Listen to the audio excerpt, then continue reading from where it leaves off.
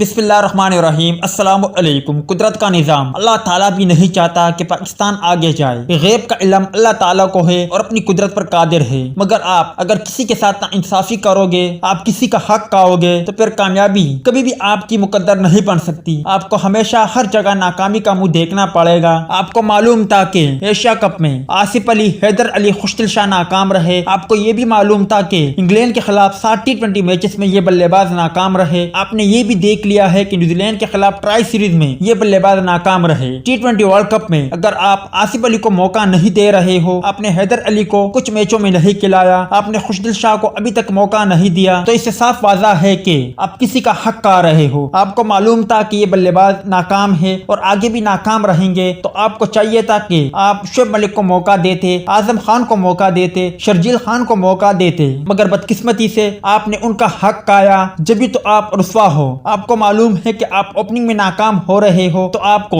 Opening کے لیے کسی اور کو موقع دینا چاہیے تھا۔ آپ فخر زمان سے اوپننگ کرواتے یا شرجیل خان کو ٹیم میں شامل کرتے، ان سے اوپننگ کرواتے، مگر اللہ تعالیٰ اپنی قدرت پر قادر ہے، وہ اصل اور بہتر انصاف کرنے والا ہے۔ آج پاکستان ٹیم کی کنڈیشن آپ بھائیوں نے دیکھ لی ہے، پاکستان کس جگہ پر کھڑا ہے۔ اگر پاکستان، بابر اعظم اور مینجمنٹ، جو کھلاڑی پاکستان میں موجود ہے، انہیں موقع دیتے، انہیں ان کا حق دیتے، تو آج پاکستان کی ٹیم سیمی فائنل کی لسٹ میں ہوتا، اور ہو سکتا تھا کہ اللہ کی قدرت کی وجہ سے پاکستان فائنل بھی جیت جاتا، مگر بدقسمتی سے پاکستان مینجمنٹ اور پاکستانی کپتان بابر اعظم نے بالکل بھی ایسا نہیں کیا، اور جو حقدار تھے ان کا حق کھایا، جس کی وجہ سے آج پاکستان کرکٹ ٹیم کو اس کی سزا ملی ہے، اور آگے بھی اگر ایسا کریں گے تو اس کی سزا ملتی رہے گی۔ آپ بھائی کیا کہتے ہو؟ کیا پاکستان ٹیم مینجمنٹ اور بابر اعظم نے شعیب ملک، شرجیل خان، وہاب ریاض اور کچھ دیگر کھلاڑی جو ایسے ہیں، ان کے ساتھ دھوکہ کیا، ان کا حق کھایا ہے یا نہیں؟ اس حوالے سے کمنٹ سیکشن آپ کے کمنٹس کا منتظر رہے گا۔